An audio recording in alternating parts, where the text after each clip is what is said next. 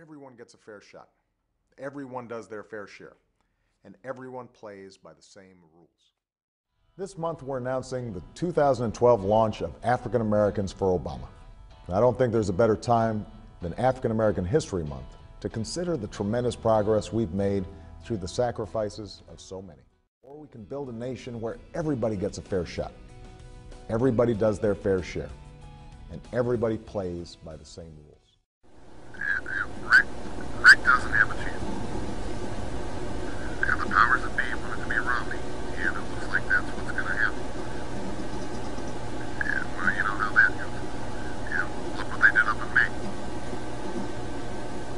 They want to pull out of the picture quickly, and we all know what happened. I can't say I blame them.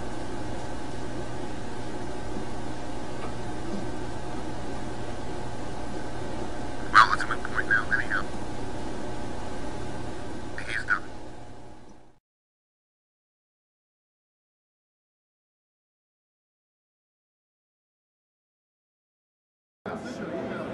Well, I think it's interesting though in colors. You know, usually when you start a campaign, you pick a certain logo and a certain color, like red and blue, red, white, and blue, and then everything is done the same. Well, in this campaign, nothing is done the same. Everybody gets to make their signs just however they want, and we're thrilled about it. Yeah, I mean, it's been amazing. It's a people's campaign, and how does it feel to be? How does it feel to be in this movement to where you've got, honestly, no control over the money that comes in, the signs that are out there? You saw all the signs coming in here. Now, a lot of those came from your campaign, but the volunteers put them out. You guys have very few costs. Those signs came from the meetup groups. Yeah. Y'all didn't have to coordinate it, though. No, not at all. And this is, you know, this gives them a part in it. This gives them a reason to go vote.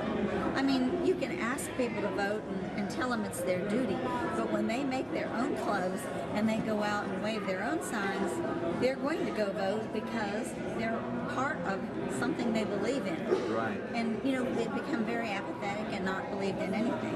And now that we do, I think that's what's caused the meetup groups all over the country. So we're really thrilled with everything they've done. Well, you guys go from here to, after you leave Louisiana, where are you going? We're going to, Washington, D.C. Tomorrow is the Right to Life March at the Capitol, and Ron will be doing an interview there, and he'll be voting for a couple of days. Oh, I have a question about that. Rosa Parks, obviously there's a money bomb, you know, a contribution that everybody's working on today for civil rights, Martin Luther King's birthday. But there have been articles written about how Ron Paul says he finds that Rosa Parks was one of his heroes, but yet he voted against giving a congressional medal to her. Tell me the real story behind that one. Well, he's voted against the medical cooling for any person that's not part of the Constitution. He said to one of the other congressmen, you know, why don't we just all chip in $100? We could buy a gold coin for this person.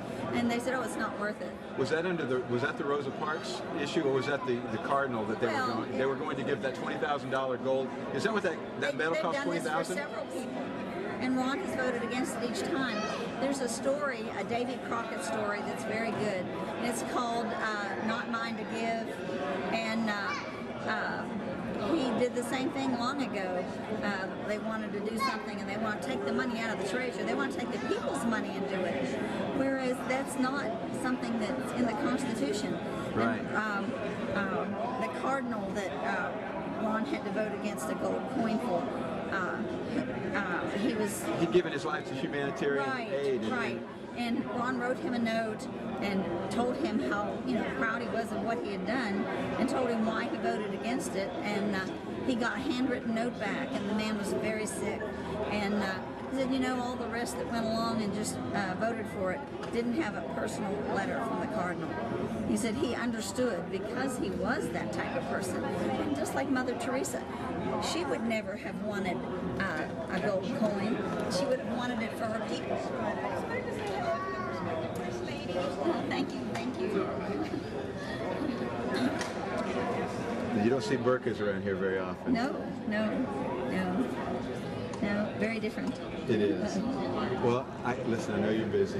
More depressing than old revolutionaries longing for a ship that's already left the shore.